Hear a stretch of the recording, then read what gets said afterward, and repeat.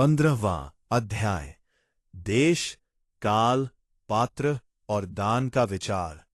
ऋषियों ने कहा, समस्त पदार्थों के ज्ञाताओं में श्रेष्ठ सूत जी, हमसे देश, काल और दान का वर्णन करें। देश का वर्णन।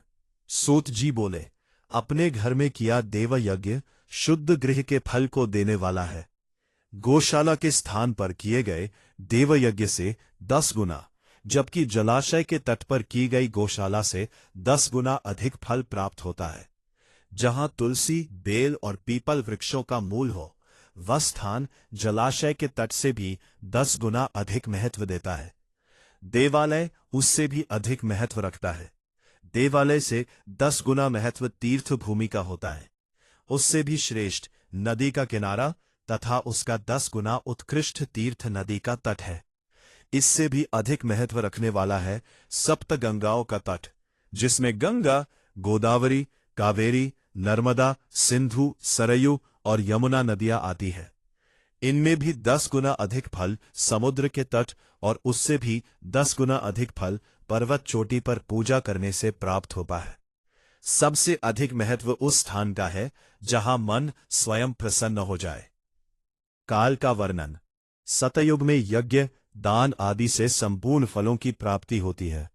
त्रेता में तिहाई, द्वापर में आधा तथा कलयुग में इससे भी कम फल प्राप्त होता है। परंतु शुद्ध हृदय से किया गया पूजन सदैव फलदायक होता है। सूर्य संक्रांति के दिन किए गए पूजन से सामान्य समय की अपेक्षा 10 गुना अधिक फल प्राप्त होता है। उससे भी 10 गुना अधिक फल तुला और मेष की संक्रांति में मिलता है। चंद्र ग्रहण में उससे भी 10 गुना अधिक तथा सूर्य ग्रहण में उससे भी अधिक फल प्राप्त होता है। महापुरुषों के साथ का समय करोड़ों सूर्य ग्रहणों के समान पवित्र माना गया है। पात्र वर्णन। तपोनिष्ठ योगी और ज्ञाननिष्ठ योगी पूजा के पात्र होते हैं क्योंकि वे पापों के नाश का कारण बनते हैं।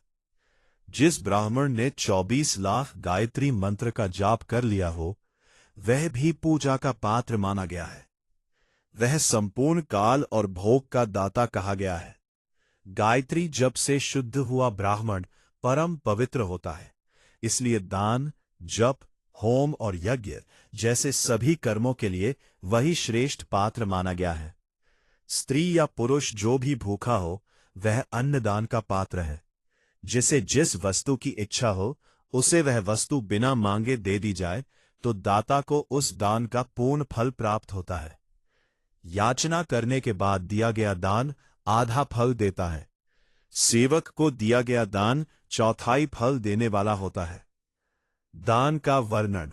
गाय, भूमि, तिल, स्वर्ण, घी, वस्त्र, धान्य, गुड़, चांदी, नमक, कोहरा, कद्दू और कन्या, इन 12 वस्तुओं का दान श्रेष्ठ माना गया है। गोदान से सभी पापों का निवारण होता है और पुण्य लोक की प्राप्ति होती है। भूमि दान से सभी प्रकार की संपत्तियां प्राप्त होती हैं। तिल दान मृत्यु भय को दूर करता है।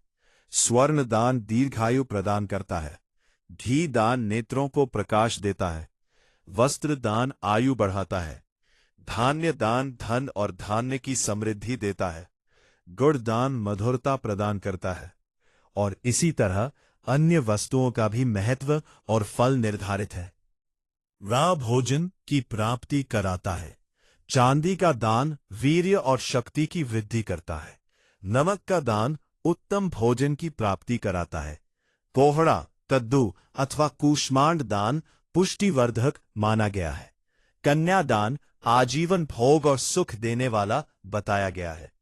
जिन मनुष्यों के श्रवण आदि इंद्रियों की शक्ति होती है, वेद और शास्त्रों का अध्ययन करने वाले, यज्ञ, जप, होम और व्रत का पालन करने वाले पुरुषों को दान का विशेष फल मिलता है। तपस्या और दान मनुष्य को सदैव उन्नति की ओर ले जाते हैं। दान से लोक और परलोक दोनों में कल्याण होता है।